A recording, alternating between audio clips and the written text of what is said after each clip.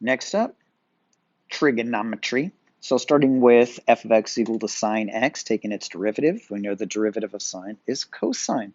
So working that thing backwards, if our differential equation is cosine x, we know that its antiderivative must be sine x. Don't forget your plus c.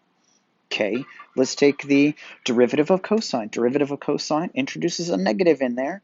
Anytime we take a derivative of a co-function, we know that its derivative is negative, so it's negative sine. So whenever I'm taking the antiderivative of negative sine x, just working that backwards, it should just be cosine x plus c.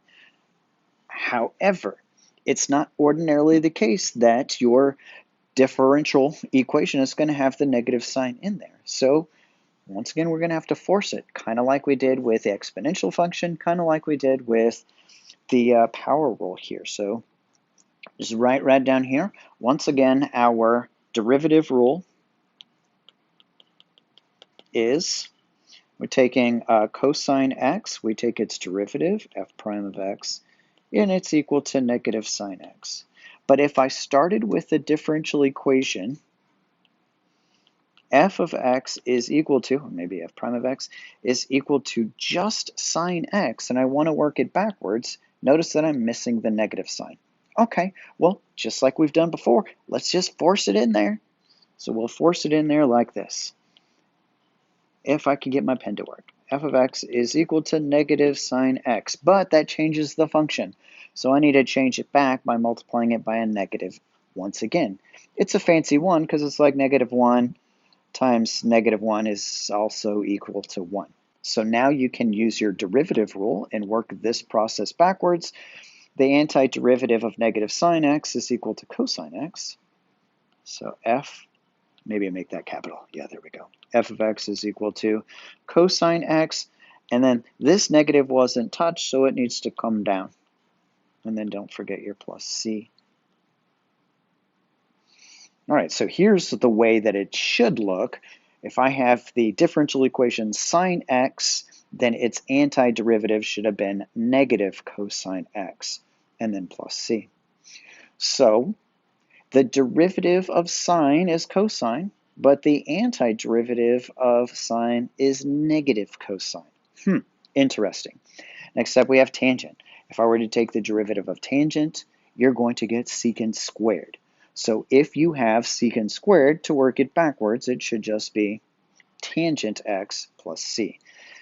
Once again, it's probably unusual that you would have secant squared. Maybe you just have secant. We're not quite there yet. We have to learn some more anti-differentiation techniques before we can get the antiderivative of secant, however.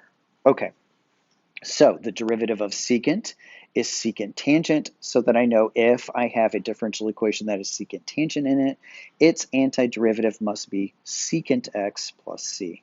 So again, in a future lesson, we'll learn how to take the antiderivative of just secant, but we're not there just yet. We got a couple more antiderivative rules. That's for arcsine and arctangent. So the derivative of arcsine is going to be 1 over the square root of 1 minus x squared. So if this is my differential equation, I'm trying to work this thing backwards, 1 over the square root of 1 minus x squared. Then I know that its antiderivative is arcsine x, and then add in your plus c. We'll learn some more techniques if this thing is not a 1 and this thing is not exactly an x squared. We'll learn how to fix that in the antiderivative rule. All right, last one. We've got arctangent x. Its derivative is 1 over 1 plus x squared. So working that process backwards, its antiderivative should be the arctangent of x plus c. Again, in a future lesson, we'll figure out, hey, what if this number is not a 1, it's a 9, and what if this is not an x squared, maybe it's something like 2x squared. How do we fix that for the antiderivative? It'll be coming after we learn this technique called substitution. But for right now, we don't, like if you look at your memory card, it doesn't have antiderivative rules. Why is that the case? It doesn't have antiderivative rules because all the antiderivative rules are based on the derivative rules that you should have memorized, with a couple of tweaks. Some of the tweaks that we have to do include the one for sines and cosines for the trig ones.